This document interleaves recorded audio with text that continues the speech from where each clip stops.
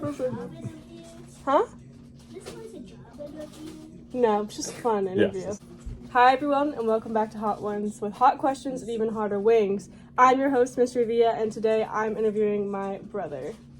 Would you like to introduce yourself? Hi, I'm Basti. We have our sauce lineup, courtesy of Basti's girlfriend Aria and her Valentine's hot sauce platter.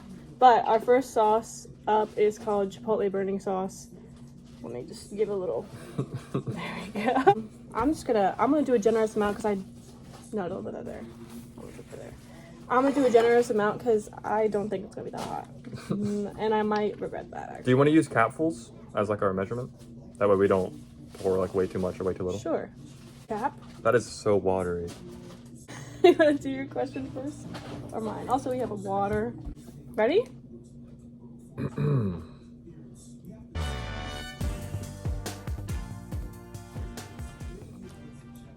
Okay. The flavor's not that bad. I can't really taste the barbecue underneath all of the hot sauce. Okay, question one for Basti. You have your own YouTube, appropriately named Nerdy EXE. Is there any YouTuber you can pinpoint as having started your appreciation for YouTube, or someone who inspired you when you first started YouTube? Honestly, the first person that comes to mind is like OG Jacksepticeye. Although, honestly, when I was watching him, I don't even think I was watching his new videos because our Kindles had age restrictions on, remember? Yeah, we were like YouTube So I had kids. to watch like bootlegged Jacksepticeye. Yeah. It was either the weirdest gaming videos ever, or I would look up Shark, and there was this one video, like literally I would scroll through every single Shark video on YouTube until I found this one specific Far Cry 3 gameplay video that had a shark at the very end. And I would just watch that video over and over again. That was probably the first gaming video I'd ever watched. So, what would the title of your autobiography be? Ugh. Ew. First of all, I would never write an autobiography. I don't want to write about myself. If you had one. Yeah. Okay. Oh my god, it has to include my name. It's got to be like The Mystery of Life or something. Like. Quiet on set. Okay. Yeah, I would say that. That's kind of cheesy, but if I was gonna write an autobiography, it's got to be really cheesy, because if autobiographies that take themselves seriously, like, that's not my style. All right, we're gonna head into sauce number 2, which is smoky bourbon. I don't think smoky bourbon is gonna be that hot. Yeah. I don't think the last one was that hot. I think it was a enjoyable amount of hot. It wasn't like, oh my god. Yeah. But like, I went in for seconds and thirds. It was a little tingly, you know. Yeah. You see this picture. Alright, my question that goes with this picture. As you can see here, you're a well-known fan of Mexican cuisine. What characteristics of a Mexican restaurant will automatically guarantee 5 stars for you? I think it depends, because there's already the difference between authentic and a not authentic Mexican restaurant. Mm-hmm. One thing that's a deciding factor for me if the restaurant's going to be good is when I'm served tacos, if it's got onions and cilantro on it. If it doesn't, or if they have sour cream or something, that's immediately or if they got shredded cheese, that's really game over. If you got shredded cheese in your tacos, I'm leaving. I think, do they give you a big thing of salsa, you know, is it like a weird baby cup, or is it like a bowl, and like, sometimes the meat will be like weird and grainy. Or if they serve your food too fast, and that sounds dumb, but then it's like, well, this is microwave. Especially recently, I we'll go there, and I'm gonna bleep that. I literally get my food like, boom, and it's like, okay, well, there's no way this is cooked to order because I just ordered 2 minutes ago. So this one's smoky bourbon. We haven't actually had it yet, but... Okay. Are you ready? Yeah. Light work, no reaction. I actually can't taste it at all. Maybe I need more. Well, I'm not liking this one. Yeah. It's not as good as the other one. It's not bad, but it's not great.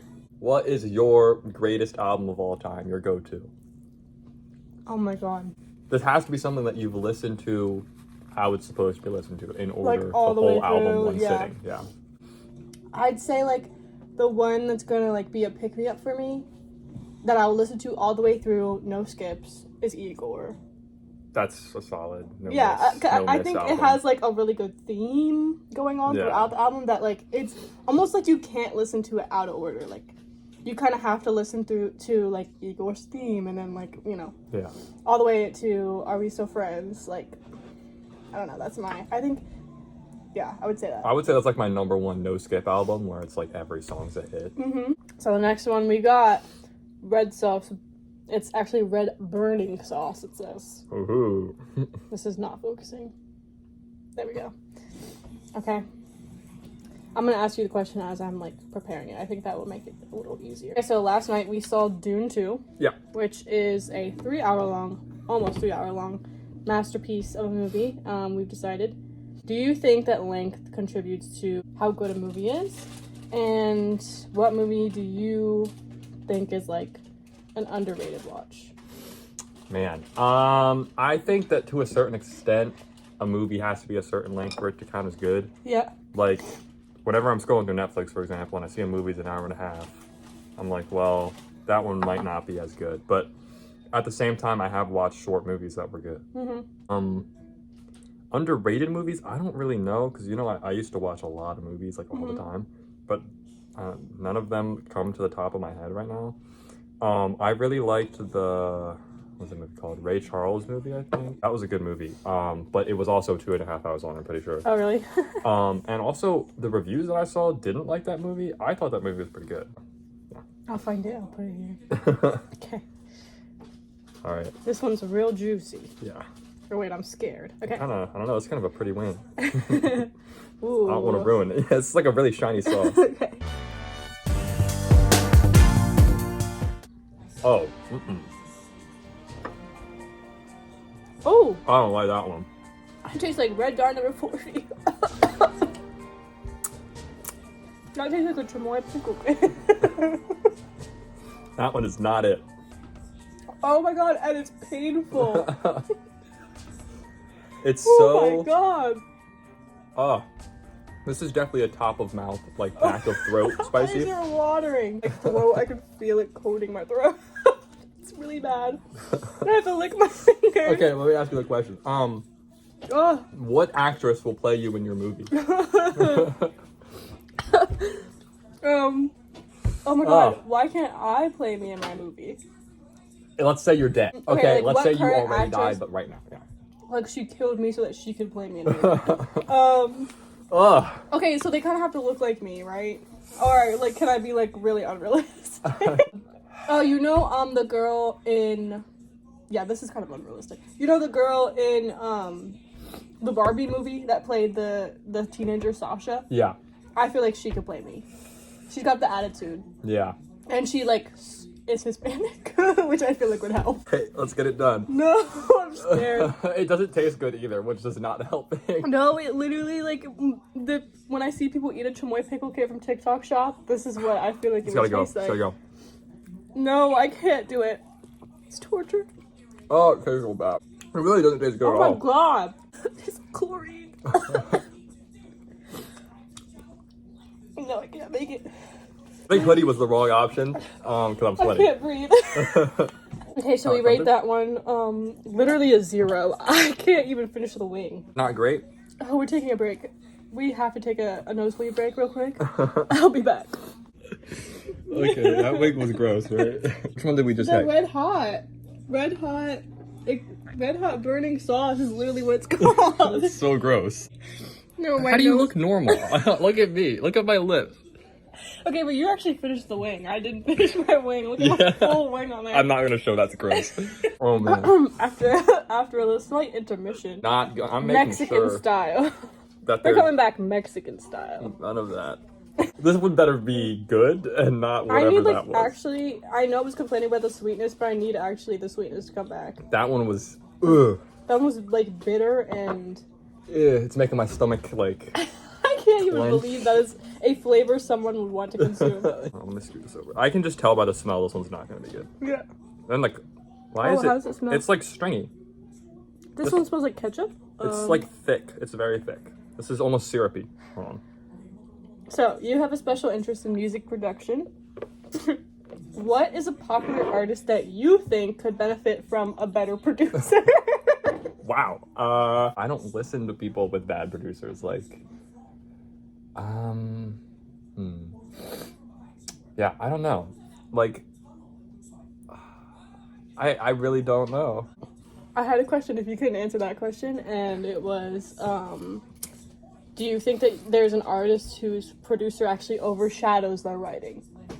So, like, the production is Like, better than the music? Yeah, like the writing itself, it could be good, but the producer's like, they're running the track. This is such a weird pick, but I actually have listened to the entire album just because I was bored in creative writing one day. The Into the Spider-Verse, no, Across the Spider-Verse soundtrack, I listened to the whole thing. Some of those songs, the features were trash, but obviously Metro Boomin is a really good producer. Okay. And so, like, there were a couple songs on there that, like, would be skips if it The wasn't fact that Metro Boomin was Boomin, producing, yeah. Okay, it was carrying. Yeah. I'm scared. The last one one really looks- was traumatizing. This one looks, I don't know about this one. Okay. It's not awful. Definitely not as awful as the last one. Not great either, though. No. I think the barbecue is overpowering. Yeah. That's crazy because when I guessed which ones would be the hottest, I feel like we've actually gone backwards. This question's a bit off topic compared to everything else we had. You gotta get in frame, bro. This one's really random. How many children would it take to knock you out? Like fighting me or Yeah. having children? Okay. Like fighting. Okay. Okay. Well, I'm an elementary school teacher, so I feel like I'm imagining right now like a classroom of kids. Yeah. Are built. Second graders. Okay. Like 5. I'd say 5. Or I think like 4. If they're hanging on each of my limbs, I kind of like can push them off. If there's a 5th one that's like jumping on my back or something, I'm over. I'm done for. So on hot ones, they have the bomb. That's what I'm assuming this is of all of our hot sauces. We're doing the last dab. Extreme hot red burning sauce. That's a lot of buzzwords. Look how thick it is. Oh man. Okay. That's like the consistency of barbecue sauce. How's it smell? Oh no. It That's smells just like the paint. other one. It smells like paint. That smells like the other one. Okay. Okay. I'm gonna let you dip and then I'm gonna ask you it immediately. Ready? Well, at least let me get a bite and, you know. Okay. No. Oh my god. That's good coverage. You can see the color. Oh my god. Alright, Bossy, so this past winter, you wrote an entire novel in a month for your creative writing class. What is the biggest challenge about writing in a time limit? Laziness. Sometimes I would write 3 words in a day. Some days I would write 3,000. Right. So really it came down to like, I had 3 days left and I had 10,000 words to write. So it was like crunch time. But yeah, that was probably the biggest challenge. And also, because my word count was 30,000 words, which is, 1,000 words a day. And once that challenge was over, I've written 4,000 words in 3 months. Yeah, I would say like once I worked so hard to get to like the 30,000, once it's over, it's like, I just can't write anymore. Yeah, you're burnt out. Yeah. My follow-up question was, will I ever get to read that book? I think if I added a lot of editing, which I'm not even done with it technically, it, like with one draft yet, I would say if I edit it, cut some stuff, because there were some times where I got really lazy and I was like, I know I'm not gonna put this in a finished product. And there's other things that I'm like, well, I would want this in a finished product, but I need to fix it or whatever. I don't think it's gonna be read by anyone for a long time, I'll tell you that. But I do want to finish the first draft by the end of this school year and get it printed, like an actual laminated paper. Yeah, that's my goal. Just saying, that sauce, it tastes like the other one. Yeah. It's Not hot? Not hot. Wow. You'll be fine, Okay. hopefully. What is the best compliment you've ever received? Okay. This is not emotional. If I wrote something and an English teacher or whoever was like, this was incredible, boom. Boosted. My ego's to the ceiling. You can never tell me I did anything wrong. In 3rd grade, yeah, so I had her and I wrote an essay about water. And she came up to me after I wrote it and was like, this is the greatest essay I have ever read. I wish I could give you more than 100%. And then so she made me think that I was good at writing essays. Let me tell you, I've never written a good essay after that. I guess I peaked in 3rd grade. My essay rating peaked I in 3rd think grade. in 4th grade I wrote an informative essay about wolves, and my teacher used that as the example for the informative essay for the rest of every other class used it, and it had my name on it, obviously. my So God. people would come up to me and be like, "We read your wolf essay today in class," and I was like, that was like the biggest ego boost to me to be like part of the curriculum now. Yeah. Think about the sauce. Mid. Yeah, it was. Like it tasted bad too. It tasted exactly like the other one, except that it didn't hurt. It was just. No, I'm really disappointed in Where's the extreme. extreme? We're Yeah. in the extreme hot red burning sauce. Well, which one would you rank the highest? Which one did we rank the highest? The first one, Chipotle. Ooh. Oh my god, don't spill it. The the other first one, ones suck. Chipotle. This one was good. So usually he'll be like, "Do you have anything coming up? Look at the camera and tell them what you have going on in your life." And they'll be like, "Oh, I've been in this movie and da-da-da." Basti, what would you say you have going on in your life? I'm working on what I hope is going to be my best album yet. What else? I'm bringing back that dead YouTube channel. Yeah, I came back, I made a long video, like 20 minutes, which is, by the way, okay, I know you love editing, I'm like the opposite, I hate editing so much. I'm making, an album specifically for YouTube, like a YouTube exclusive album. Okay. But it's gonna be really short, it's like a remix tape, but other than that, I don't have any, like, actual video ideas, so. All right. Thank you for participating in this challenge. It was literally right up your alley. I meant to ask you at the beginning. Usually he's like, "Oh, how good are you with spice?" I feel like you could do pretty good. The first bite that I take is always the spiciest, and after that, it's, like, completely fine. Right. You're desensitized. Yeah. See you next time. He'll probably be back on the channel again. And, yeah. And goodbye.